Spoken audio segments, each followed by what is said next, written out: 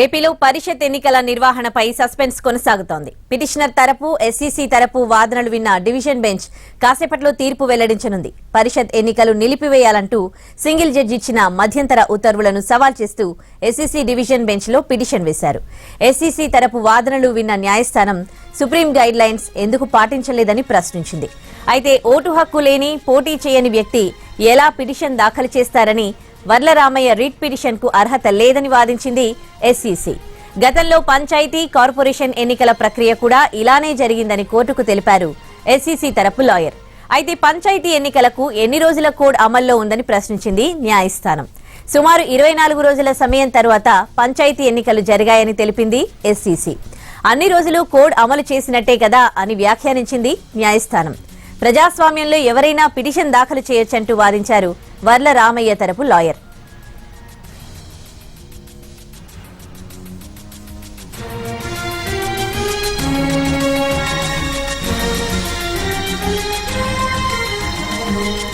ఇదే అంశానికి సంబంధించి మరింత సమాచారం మా ప్రతినిధి శ్రీకాంత్ ఫోన్లో అందిస్తారు.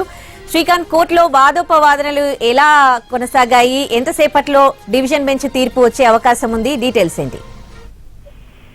పరిషత్ ఎన్నికలు నిలిపివేస్తూ సింగిల్ బెంచ్ ఇచ్చినటువంటి ఆదేశాలను సవాల్ చేస్తూ ఎస్ఈసీ డివిజన్ బెంచ్ లో వేసిన పిటిషన్ మీద వాదనలు ముగిశాయి. ఎస్ఈసీ అదేవిధంగా పిటిషనర్ తరపు న్యాయవాదులు తమ వాదనలు అయితే వినిపించారు. అదేవిధంగా ప్రభుత్వం కూడా తన వాదనను కూడా న్యాయస్థానం ముందు వినిపించింది. ఈ నేపథ్యంలో ప్రధానంగా కూడా ఎవరైతే టీడీపీ తరఫున పిటిషన్ దాఖలు చేశారో వర్లరామయ్యకి ఆ పిటిషన్ దాఖలు చేయడానికి ఆయన చేసిన ఆ పిటిషన్ కి సంబంధించి అర్హత లేదని చెప్పైతే చెప్పడం జరిగింది. ఈ నేపథ్యంలో అయితే ప్రస్తుతం మనకు తాజాగా తెలుస్తున్న విషయం ప్రకారం అయితే ఎన్నికలు నిర్వహించుకోవడానికి ఆదేశాలు ఇస్తూ డివిజన్ బెంచ్ కూడా ఆదేశాలు ఇవ్వడం కూడా జరిగింది.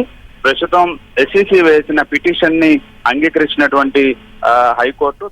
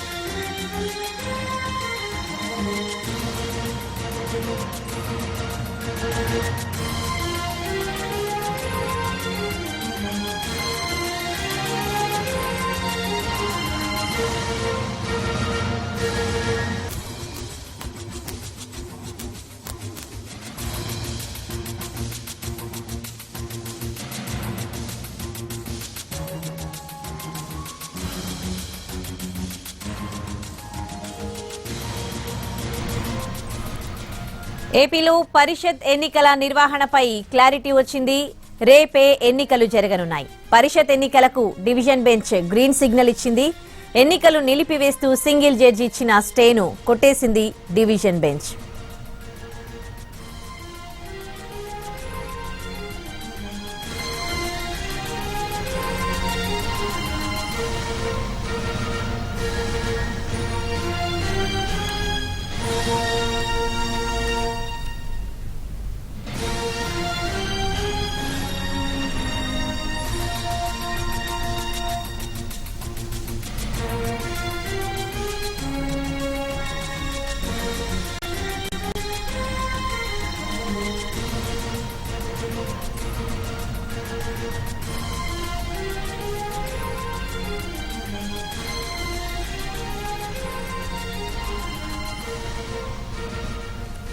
మరింత సమాచారం మా ప్రతినిధి శ్రీకాంత్ లైవ్ లో అందిస్తారు. శ్రీకాంత్, కోర్టు తీర్పుతో ఇంకా రేపు పరిషత్ ఎన్నికలు యథావిధిగా జరుగుతాయనుకోవచ్చా? సో ప్రతిపక్షం ఏ విధంగా ఆలోచిస్తోంది, డీటెయిల్స్ ఏంటి? అంటే పరిషత్ ఎన్నికలకి సంబంధించి అయితే ప్రస్తుతం హైకోర్టు గ్రీన్ సిగ్నల్ కూడా ఇవ్వడం జరిగింది. నిన్న ఇచ్చిన సింగిల్ బెంచ్ ఇచ్చిన ఆదేశాలను పక్కన పెట్టి డివిజన్ బెంచ్ ప్రస్తుతం ఎన్నికల నిర్వహణకి పూర్తి స్థాయిలో ఆదేశాలు ఇచ్చింది. మనతో మాట్లాడుతున్న న్యాయవాది శ్రావణ్ కుమార్ కూడా ఉన్నారు. ఏం చెప్తారు ప్రధానంగా? హలో, ఈ రోజైతే డివిజన్ బెంచ్ ఆర్గ్యుమెంట్ వినింది. డివిజన్ బెంచ్ ఆర్గ్యుమెంట్ లో పూర్తి స్థాయిలో కౌంటర్ ఫైల్ చేసుకునే అవకాశం ఇవ్వలేదు. పిటిషనర్ కూడా లోకల్ స్టాండే లేదు కాబట్టి ఈ రెండు అంశాల పట్ల సుప్రీంకోర్టు ఏదైతే 4 వారాలు పెట్టిందో అది ఔటర్ లిమిట్ పెట్టిందన్న పిటిషనర్ల వాదంతో అయితే ఏకీభవించింది. సో ఎలక్షన్ అయితే కండక్ట్ చేయమన్నారు. ఎలక్షన్కి ఎటువంటి ఇబ్బంది లేదు. రిజల్ట్ మాత్రం అనౌన్స్ చేయడానికి తాత్కాలికంగా సింగిల్ జడ్జి త్వరణను బట్టి తుది తీర్పుకు లోబడి ఉండేటట్టుగా చేయమని చెప్పారు. తదుపరి వాయిదా ఎప్పుడు సార్? విచారణ 15వ తారీఖు 15 ఈ నెల సింగిల్ జడ్జి దగ్గరికి వెళ్తుంది. As of now division bench దగ్గర నుంచి లేనట్టే. ఇది పూర్తి స్థాయిలో అయితే పరిషత్ ఎన్నికలకి సంబంధించి అయితే పూర్తి స్థాయిలో గ్రీన్ సిగ్నల్ అయితే హైకోర్టు నుండి వచ్చినట్టుగా అయితే స్పష్టమవుతుంది. నిన్న ఇచ్చిన సింగిల్ బెంచ్ ఇచ్చిన ఆదేశాలను పక్కన పెట్టి పూర్తి స్థాయిలో ఎన్నికలు వెళ్లడానికి అయితే ప్రభుత్వానికి ఎస్సీసీకి అయితే ప్రస్తుతం డివిజన్ బెంచ్ ఆదేశాలు ఇచ్చింది. అయితే ఫలితాలు ప్రకటించడానికి మాత్రం పూర్తి స్థాయిలో ప్రకటించొద్దు, అఫిడవిట్ దాఖలు చేసి 15వ తారీఖున విచారణకి సంబంధించి అయితే ముందుకెళ్లాలని చెప్పి అయితే హైకోర్టు డివిజన్ బెంచ్ అయితే ఆదేశాలు ఇచ్చింది. Udayasri, photo Hyderabad studio. Orders లో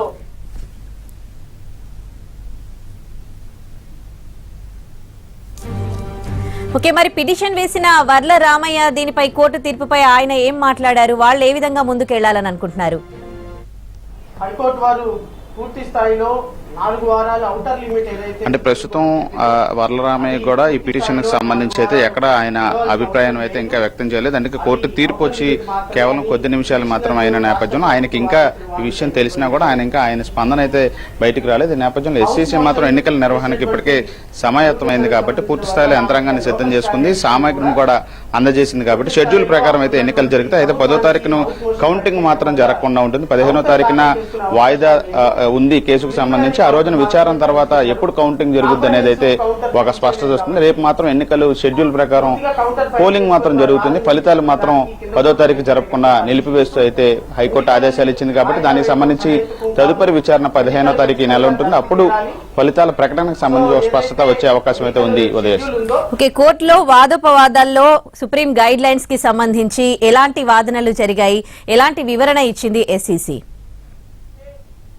ఫలితాలు ఏమైతే ఉన్నాయో అవి ఫలితాలు తుది తీర్పుకు లోబడి ప్రధానంగా కూడా గతంలో పంచాయతీ ఎన్నికలు నిర్వహించాము, కార్పొరేషన్ ఎన్నికలు నిర్వహించాము. ఇవన్నీ కూడా ఎన్నికల కోడ్ను నిర్వహించి ఎన్నికల సంఘానికున్న అధికారాన్ని ఎక్కడి వరకు ఉందో దాన్ని పరిమితి మేరకు వినియోగించి పూర్తి స్థాయిలో ఎన్నికలు నిర్వహించాం. ప్రస్తుతం అదేవిధంగా కూడా ఎన్నికలకు మేము వెళ్ళామని కూడా ఎస్సీసీ హైకోర్టులో తమ వాదనగా వినిపించింది. అదేవిధంగా ప్రస్తుతం మినిమం ఇన్ని రోజులు ఎలక్షన్ కోడ్ విధించాలి అనే స్పష్టత ఎక్కడా లేదు. సుప్రీంకోర్టు చెప్పిన 4 వారాల ఎన్నికల కోడ్కి సంబంధించి కూడా ఎక్కడ చట్టబద్ధత లేదు కాబట్టి మేము ఎన్నికలను నిర్వహించుకోవడానికి అనుమతి ఇవ్వాలని ఎస్సీసీ బలంగా వాదనలు వినిపించింది. అదేవిధంగా పిటిషనర్ ఎవరైతే ఉన్నారో టీడీపీ నేత వరలరామయ్య ఎక్కడ పోటీ చేయట్లేదు, ఆయన అభ్యర్థి కాదు, ఆయన ఇండివిజువల్ గా పిటిషన్ వేశారు ఎన్నికలను అడ్డుకోవడానికి తప్ప వేరే ఉద్దేశం లేదు కాబట్టి ఖచ్చితంగా ఆ పిటిషన్ అర్హత లేనిదే, అర్హత పిటిషన్ కి విచారణ అర్హత లేని పిటిషన్ గా కూడా ఎస్సీసీ చెప్పింది. నేపథ్యంలో ఎస్సీసీ వాదనలకి ఏకీభవించినట్టు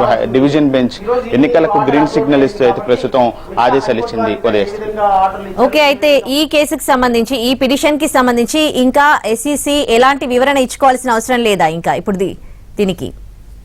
ఫలితాలు వస్తాయా ఎట్లా అనేది హైకోర్టు తీర్పు లోబడి ఈవినింగ్ వరకు అంటే ఎన్నికల నిర్వహణకి షెడ్యూల్ ప్రకారం చూస్తే 8వ తారీఖున ఎన్నికలకు పోలింగ్ షెడ్యూల్ విడుదల చేసింది, 10వ తారీఖున కౌంటింగ్ కి ఏర్పాట్లు చేసింది. అయితే ఈ రోజున హైకోర్టు తీర్పును ఒకసారి పరిశీలిస్తే 8వ తారీఖున పోలింగ్ కు మాత్రమే అనుమతి ఇచ్చింది, 10వ తారీఖున కౌంటింగ్ కి మాత్రం అనుమతి ఇవ్వకుండా వాటిని నిలిపివేస్తూ ఆదేశాలు ఇచ్చింది. కాబట్టి కౌంటింగ్ నిలిపివేయకుండా ప్రకటించడానికి సంబంధించి అయితే ఎస్సీసీ మరోసారి అఫిడవిట్ దాఖలు చేయాల్సి ఉంటుంది. ఆ అఫిడవిట్ కి సంబంధించి ఈ నెల 15వ తారీఖున విచారణ జరుగుతుంది. ఆ విచారణ తర్వాతే ఎన్నికల ఫలితాలు కూడా ప్రకటించే అవకాశం ఉంది. కాబట్టి ఎస్సీసీ ఎన్నికల ఫలితాలు కోరుతూ కూడా అఫిడవిట్ దాఖలు చేయాల్సిన అవసరం అయితే ప్రస్తుతం మనకు కనబడుతుంది. Udayasri, right, thank you Srikanth. ఇక ఇదే అంశానికి సంబంధించి మరింత సమాచారం మనకు తెలియజేయడానికి మా ప్రతినిధి రెహానా లైవ్ లో అందుబాటులో ఉన్నారు. రెహానా, ఎన్నికలకు సంబంధించి ప్రభుత్వం ఎలాంటి ఏర్పాట్లు చేస్తోంది? డివిజన్ బెంచ్ కూడా గ్రీన్ సిగ్నల్ ఇవ్వడంతో ఉదయశ్రీ అధిక ఉత్కంఠ పరిణామాల తరువాత రేపు జెడ్పీటీసీ ఎంపీటీసీ ఎన్నికలకు సంబంధించి గ్రీన్ సిగ్నల్ ఇచ్చింది హైకోర్టు డివిజన్ బెంచ్. మనం చూసుకున్నట్లయితే గత ఏడాది మార్చిలో పరిషత్ ఎన్నికలకు సంబంధించి ఎస్సీసీ అప్పుడున్న నిమ్మగడ్డ రమేష్ కుమార్ కరోనా కారణంగా ఎన్నికలను వాయిదా వేశారు. ఆ తర్వాత ఏడాది కాలం తర్వాత ఇప్పుడు ఎన్నికల ప్రక్రియ ప్రారంభించినప్పుడు కూడా ముందు పంచాయతీ ఎన్నికలు ప్రారంభించారు. ఆ తర్వాత మున్సిపల్ ఎన్నికలకు సంబంధించి ప్రక్రియ పూర్తి చేశారు. తర్వాత జెడ్పీటీసీ ఎంపీటీసీ పరిషత్ ఎన్నికలకు సంబంధించిన కసరత్తు నిమ్మగడ్డ రమేష్ కుమార్ ఉన్నప్పుడు నిర్వహించలేదు. ఆ తర్వాత కొత్తగా ఎస్సీసీ వచ్చిన తర్వాత నీలం సాహ్ని నేతృత్వంలో ఈ ఎలక్షన్ ప్రక్రియకు నోటిఫికేషన్ ఇవ్వడం జరిగింది ఏప్రిల్ 1న. అయితే మనం చూసుకున్నట్లయితే సుప్రీం కోర్టు ఎన్నికలకు సంబంధించి 4 వారాల పాటు ఎన్నికల నిబంధనల కోడ్ ఉండాలి, అమల్లో ఉండాలి అని చెప్పి గత ఏడాది సందర్భంగా ఈ ఎన్నికలకు సంబంధించి జరిగిన తీర్పు సందర్భంగా పేర్కొనడం జరిగింది. అయితే ఇప్పుడు ఇదే టెక్నికల్ రీజన్ తోటి 4 వారాల కోడ్ నిబంధన అమల్లో ఉండాలనే గడువు లేకుండా కేవలం 10 రోజుల వ్యవధిలో, అంటే ఎన్నికలు ఈ నెల 1వ తేదీన నోటిఫికేషన్ వచ్చింది, 8వ తేదీన ఎన్నికలు, అంటే రేపు ఎన్నికలు, 10వ తేదీన ఫలితాలు, అంటే కేవలం 1 వారం రోజుల గడువులోనే మాత్రమే ఎన్నికలు నిర్వహిస్తున్నారు. సాంకేతికంగా ఇది కుదరదని చెప్పి సింగిల్ బెంచ్ తీర్పిచ్చింది. దీని మీద ఎస్సీసీ డివిజన్ బెంచ్ ని అప్పీల్ చేసుకోవడం, ప్రభుత్వ వాదన అదేవిధంగా ఎస్సీసీ వాదన ఏదైతే ఉందో, అంటే ఒకటి ఇది సుప్రీంకోర్టు ఇచ్చిన తీర్పు అనేది అంటే 4 వారాల గడువు కేవలం అది కంపల్సరీ కాదు, ఇది కేవలం ఎస్సీసీ యొక్క డిస్క్రిమినేషన్ అంటే విచక్షణాధికారం మీద ఆధారపడి ఉంటుంది. ఎన్నికల కోడ్ ఎంతకాలం అమల్లో ఉండాలి నిబంధనలకు సంబంధించి అనేది. దీంతో పాటు మరొక కీలకమైన అంశాన్ని ఎస్సీసీ అదేవిధంగా ప్రభుత్వం వైపు నుంచి చెప్తూ వచ్చారు మీడియా ముందు. ఏంటంటే ప్రస్తుతం ఎన్నికలకు సంబంధించి పెద్ద ఎత్తున కసరత్తు కూడా పూర్తయింది, అన్ని ఏర్పాట్లు జరిగాయి. దీంతో పాటు కరోనా సెకండ్ వేవ్ అనేది ఉధృతంగా ఉంది. మరోవైపు వ్యాక్సినేషన్ ప్రక్రియ కూడా కొనసాగించాల్సి ఉంది. అంటే ప్రభుత్వం ఒకవైపు కరోనాను రెండవ సెకండ్ వేవ్ ని కట్టడి చేస్తూనే వ్యాక్సినేషన్ ప్రక్రియను ముందుకు తీసుకువెళ్లాల్సి ఉంది. ఈ తరుణంలో ఎన్నికల ప్రక్రియ వల్ల ప్రభుత్వ యంత్రాంగం అంతా ఎన్నికల ప్రక్రియలోనే ఇన్వాల్వ్ అయ్యి ఉంటే గనక ఈ కరోనా కట్టడి చేయడం వ్యాక్సినేషన్ ప్రక్రియకు అడ్డం అవుతుంది. కాబట్టి సాధ్యమైనంత తొందరగా అంటే 6 రోజుల గడువు మాత్రమే మిగిలి ఉంది. కాబట్టి ఈ ప్రక్రియని ఎన్నికలకు సంబంధించిన ప్రక్రియను పూర్తి చేస్తే ప్రభుత్వ యంత్రాంగం అంతా ఇటు పాలన మీద వ్యాక్సినేషన్ మీద కూడా దృష్టి పెట్టడానికి అవకాశం ఉంటుందనే అంశాన్ని అటువైపు డివిజన్ బెంచ్ ముందు ఎస్సీసీ పేర్కొనడం జరిగింది. బహుశా డివిజన్ బెంచ్ ఎస్సీసీ యొక్క వాదనతోటి ఏదైతే సాంకేతిక పరమైన అంశాలుగా సుప్రీంకోర్టు ఖచ్చితంగా దీన్ని అమలు చేయాలి, మ్యాండేటరీగా పెట్టలేదు అనే అంశాన్ని ప్రస్తావించారు. దీంతో పాటు ప్రజలకు సంబంధించిన అంశాలను కూడా ప్రస్తావించారు. దీంతో డివిజన్ బెంచ్ ఎస్సీసీ వాదనను అంగీకరించినట్టుగా స్పష్టమవుతా ఉంది. రేపు ఎన్నికలకు సంబంధించి ఇప్పటి వరకు చేసుకునే ఏర్పాట్లు అంటే మనం చూసుకున్నట్లయితే నిన్న సాయంత్రం నుంచి కూడా ఎన్నికలు ఉంటాయా ఉండవా అని ఒక ఆందోళన ఉత్కంఠత ప్రభుత్వ వర్గాల్లో నెలకొనుంది. నిన్న సాయంత్రం 4 గంటలకి పిఆర్ కమిషనర్ ప్రెస్ కాన్ఫరెన్స్ నిర్వహించడానికి ఏర్పాట్లు చేసుకుని కూడా ఎప్పుడైతే ఎన్నికల సింగిల్ బెంచ్ వాయిదా వేసిందో, స్టే విధించిందో, దీంతో ప్రెస్ కాన్ఫరెన్స్ ని కూడా ఆయన వాయిదా వేసుకున్నారు. అంటే ప్రభుత్వ యంత్రాంగం దీంతో పాటు మనం చూసుకున్నట్లయితే రాష్ట్ర వ్యాప్తంగా ఎక్కడైతే ఈ మెటీరియల్ ని ఎన్నికలకు సంబంధించిన సామాగ్రిని తరలించాల్సి ఉంటుందో ఈ మెటీరియల్ సెంటర్స్ దగ్గర కూడా అందరూ సిబ్బంది అంతా కూడా వెయిట్ చేస్తా ఉన్నారు. తీర్పు ఏ రకంగా వస్తుంది, ఒకవైపు తీర్పు వచ్చి ఎన్నికలు కనుక కొనసాగితే ఈ సామాగ్రి పట్టుకుని తమకు అలాట్ చేసిన పోలింగ్ బూత్స్ కి వెళ్లడం అనేది ఇప్పుడు కొద్ది క్షణాల క్రితమే డివిజన్ బెంచ్ దీన్ని క్లియర్ చేయడం తోటి అటువైపు ప్రభుత్వ యంత్రాంగం ఇప్పటివరకు చేసుకున్న ఏర్పాట్లని ఎగ్జిక్యూషన్ లోకి పెట్టబోతా ఉన్నారు. ఈ యంత్రాంగం అంతా కూడా తమకు అలాట్ చేసిన పోలింగ్ బూత్స్ కి ఎన్నికల సిబ్బంది అదేవిధంగా పోలీసులు కూడా కావచ్చు, వీళ్ళందరూ కూడా తమకు కేటాయించిన బాధ్యతలను ఎగ్జిక్యూట్ చేసే క్రమంలో ఉన్నారు.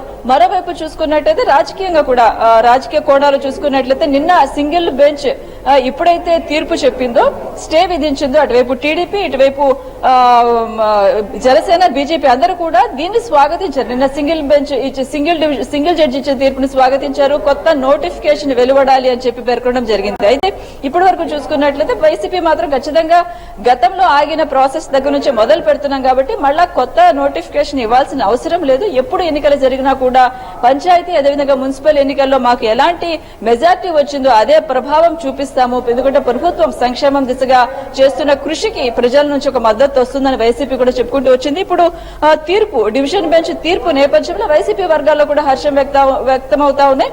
ఖచ్చితంగా తొందరగా రేపు ఎన్నికలు నిర్వహిస్తారు. అయితే డివిజన్ బెంచ్ పేరుకున్న మరో అంశాన్ని కూడా మనం చూసుకున్నట్లయితే ఉదయశ్రీ, రేపు ఎన్నికలు నిర్వహించినప్పుడు కూడా ఫలితాలను మాత్రం విత్ హోల్డ్ లో పెట్టాలని చెప్పారు. ఫలితాల ప్రకటన అయితే 10వ తేదీన ఏదైతే కౌంటింగ్ చేస్తారో అది మాత్రం విత్ హోల్డ్ లో పెడతారు. ప్రధానంగా ఎన్నికల ప్రక్రియ పూర్తి అవ్వాల్సిన అవసరం ఉంది కాబట్టి గత ఏడాది నుంచి అభ్యర్థులు నామినేషన్లు వేసి ఎన్నికల ప్రక్రియను అదేవిధంగా ప్రచారానికి ఖర్చు పెట్టడం కావచ్చు, అదేవిధంగా ప్రచారానికి వాళ్ళు కేటాయించిన సమయం కావచ్చు, ఈ అన్ని ఎఫర్ట్స్ వేస్ట్ అవుతాయని ఆందోళన కూడా అభ్యర్థుల్లో కనిపిస్తా ఉంది.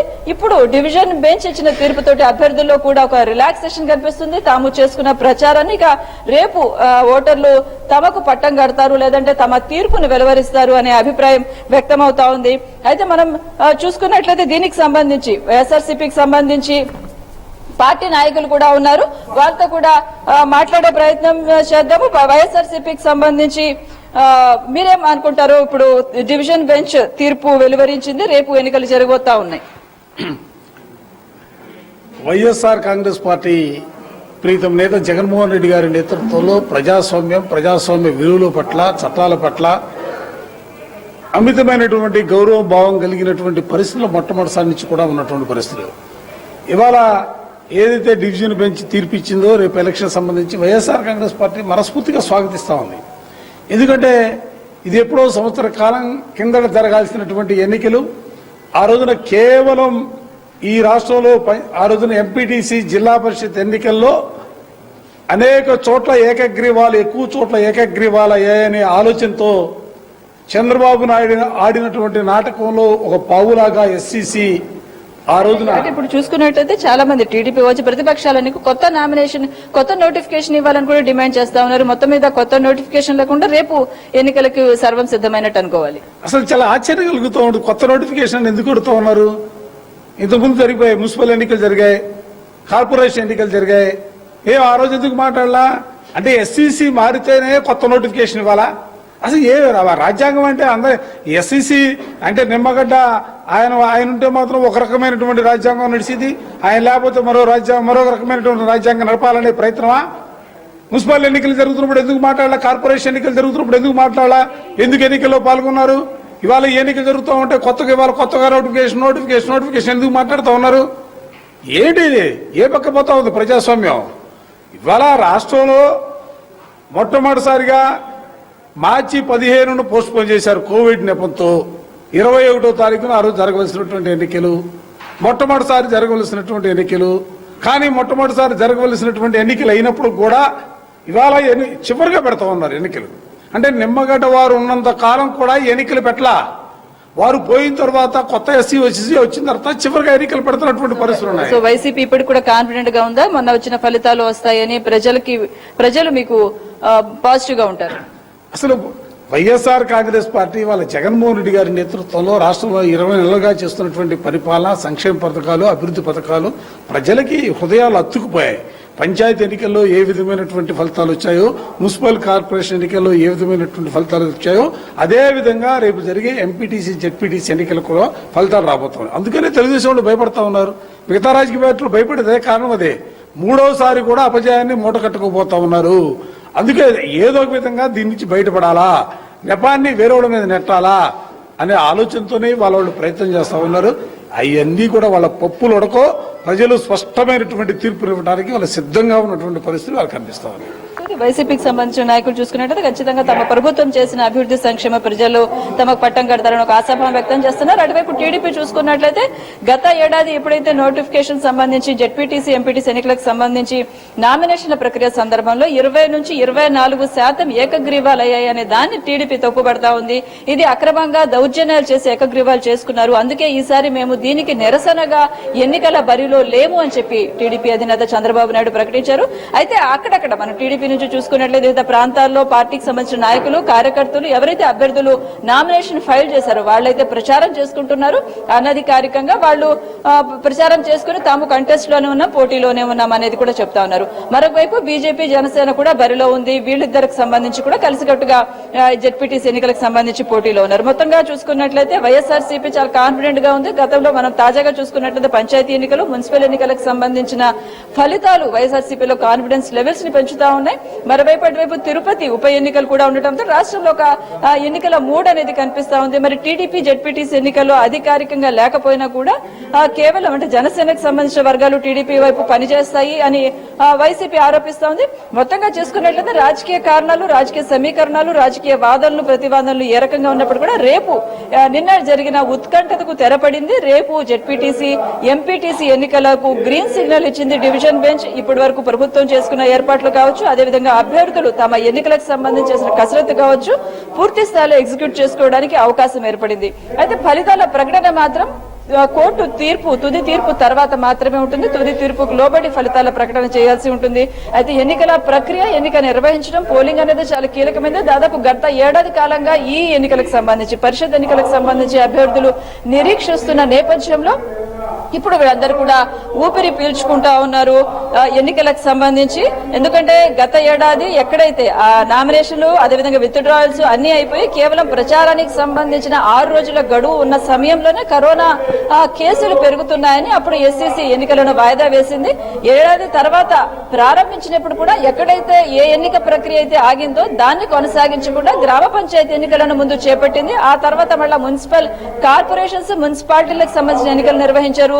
చివరిగా ఈ ఆగిపోయిన పెండింగ్ లో ఉన్న ఎన్నికల ప్రక్రియకు సంబంధించిన కోర్టు కేసులు కావచ్చు, అదేవిధంగా నామినేషన్లు, విత్డ్రాల్స్ అంటే ఏకగ్రీవాలు, బలవంతపు ఏకగ్రీవాలన్న ప్రతిపక్షాల విమర్శలు, దానికి సంబంధించి కోర్టులో కేసులు వేయడం, ఇవన్నీ ఒక గత కొంతకాలం నుంచి రాజకీయంగా కావచ్చు, అదేవిధంగా ప్రభుత్వ యంత్రాంగ పరంగా కావచ్చు కొంత గందరగోళము, సందిగ్ధత అనేది నెలకొనుంది.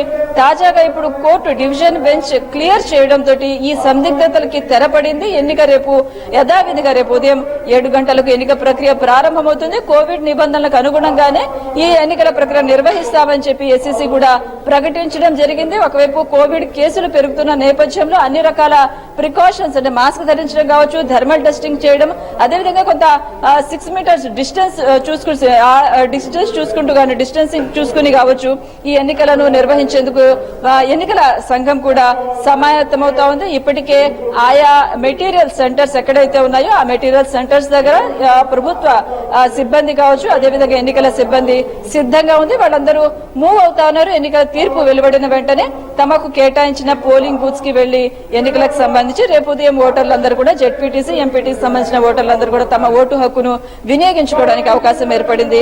మొత్తంగా చూసుకున్నట్లయితే ఉదయశ్రీ ఒక ఉత్కంఠతకు తెరపడింది. ఆంధ్రప్రదేశ్ రాష్ట్రంలో ఎన్నికలకు సంబంధించి దాదాపు ఏడాది కాలంగా పరిషత్ ఎన్నికలకు సంబంధించి జరుగుతున్న సందిగ్ధకు డివిజన్ బెంచ్ తుది తీర్పు, డివిజన్ బెంచ్ తీర్పు వల్ల ఒక రిలాక్సేషన్ వచ్చిందని చెప్పొచ్చు. అటువైపు రాజకీయ పార్టీలు కూడా తమ సత్తా చాటడానికి మరొకసారి సిద్ధమవుతా ఉన్నాయి. ఇవాళ క్రూషియల్ సమయం అనుకోవచ్చు పార్టీలకు సంబంధించి.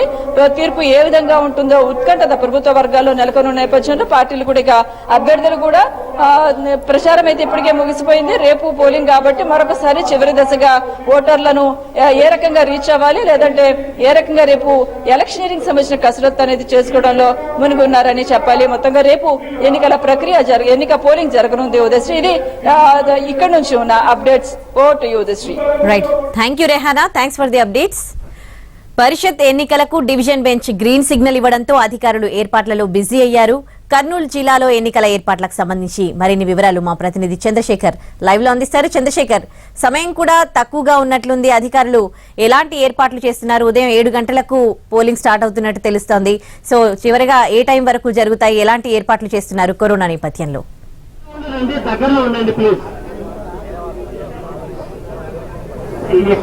ఉదయశ్రీ, హైకోర్టు తీర్పు నేపథ్యంలో ఇప్పటికే జిల్లాలో అన్ని మండల కేంద్రాల్లో డిస్ట్రిబ్యూషన్ సెంటర్ల వద్ద దాదాపు 11,000 మంది ఎన్నికల సిబ్బంది పోలింగ్ కేంద్రాలకు వెళ్లేందుకు సిద్ధంగా ఉన్నారు. డిస్ట్రిబ్యూషన్ ప్రారంభమైంది. ప్రస్తుతం మనం కర్నూలు జిల్లా పాణ్యం డిస్ట్రిబ్యూషన్ సెంటర్లో ఉన్నాం. మనం ఇక్కడ చూడొచ్చు పోలింగ్ సిబ్బంది అంతా కూడా ఇక్కడికి చేరుకున్నారు. అంటే ఇవాళ కోర్టు తీర్పు వస్తున్న నేపథ్యంలో వాళ్ళంతా ఇప్పటి వరకు కూడా వేచి చూశారు. ఉదయం 9 గంటలకే డిస్ట్రిబ్యూషన్ కేంద్రాలకు చేరుకున్నారు. అయితే తీర్పు ఇప్పుడు వచ్చిన నేపథ్యంలో సిబ్బందిని అంతా సిద్ధం చేసి ఉంచారు. కొద్దిసేపట్లోనే ఈ డిస్ట్రిబ్యూషన్ అంతా ప్రారంభమవుతుంది. ఆ తర్వాత వాళ్ళంతా కూడా జిల్లాలోని పోలింగ్ కేంద్రాలకు చేరుకుంటారు. జిల్లాలో 53 మండల జెడ్పీటీసీలకు ఎన్నికలు జరగాల్సి ఉంది. అందులో ఇప్పటికే 16 జెడ్పీటీసీలు ఏకగ్రీవమయ్యాయి. 36 జెడ్పీటీసీలకు ఎన్నికలు జరగాల్సి ఉంది. అందులో 146 మంది అభ్యర్థులు పోటీ పడుతున్నారు.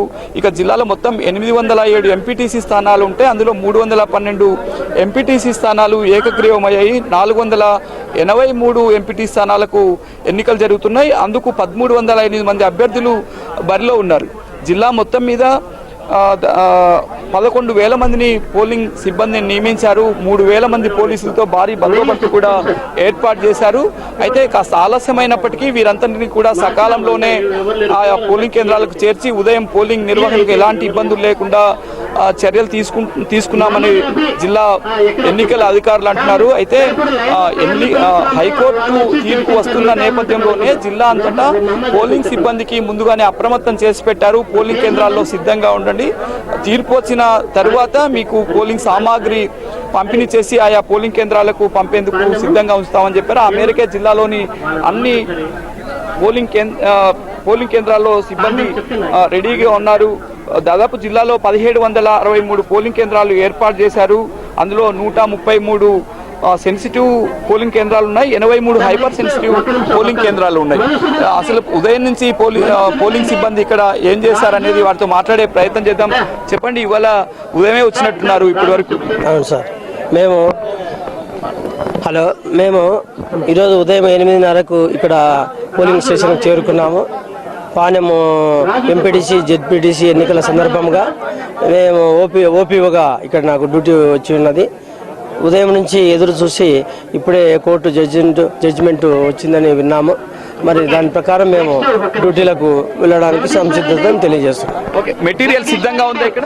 మెటీరియల్ ఇప్పుడు సిద్ధంగా, మార్నింగ్ సిద్ధంగా ఉంది. ఏమంటే కోర్టు ఆదేశాల మేరకు వేచి ఉన్నాము. ఇప్పుడు ఆదేశాలు వచ్చినాయంటే ఎలక్షన్ నిర్వహించామని. ఎలక్షన్ కోసం ఇప్పుడు సిబ్బంది అంతా చాలా రెడీగా ఉన్నారు. పొద్దు నుంచి చాలా ఉత్సాహంగా ఉన్నది. కోర్టు ఆదేశాల మేరకు మేము ఈరోజు వచ్చేస్తున్నాం వీడికి డ్యూటీ. మామూలుగా అయితే ఉదయం 9 గంటల నుంచే డిస్ట్రిబ్యూషన్ ప్రారంభమవుతుంది. సాయంత్రానికి మీరు పోలింగ్ కేంద్రాలకు చేరుకునే వాళ్ళు. అంటే ఇప్పుడు 2:30కి కోర్టు జడ్జిమెంట్ వచ్చింది. ఇప్పుడు డిస్ట్రిబ్యూషన్ పూర్తయి పోలింగ్ కేంద్రాలు చేరుకునే అవకాశం ఉంటుందా? ఏదైనా ఇబ్బంది ఉంటుందా? చాలా దగ్గర ప్రాంతాలు కాబట్టి సునాయాసంగా చేరుకుంటాము పోలింగ్ కేంద్రాలకు. ముందు మేము సామాగ్రి తీసుకుని అన్ని చెక్ చేసుకోవాలి కదా, అందుకని ఇప్పుడు రెడీగా ఉన్నాం. చాలా చెప్పండి, చేరుకోగలరా? ఏమైనా ఇబ్బందులు ఉంటాయి? తప్పనిసరిగా చేరుకోగలం సార్. మేము ఇప్పుడే ప్రాసెస్ అవుతుంది. వెంటనే మెటీరియల్ కూడా ఇవ్వడానికి సిద్ధంగా ఉన్నారు మా ఆర్ఓ గారు. మేము తీసుకోవడానికి సిద్ధంగా ఉన్నాం. అంతా రెడీ చేసి పెట్టారా పోలింగ్ సామాగ్రి అంతా? పోలింగ్ సామాగ్రి అంతా రెడీ చేసి పెట్టారు సార్. ఇప్పుడు కోర్టు జడ్జిమెంట్ వచ్చింది కాబట్టి జడ్జిమెంట్ తర్వాత ఇస్తామని చెప్పినారు. ఇంకా అపాయింట్మెంట్ జరుగుతుంది సార్. ప్రాసెస్ జరుగుతూ ఉంది. ప్రాసెస్ అయిపోతేనే వెళ్ళిపోతారు సార్.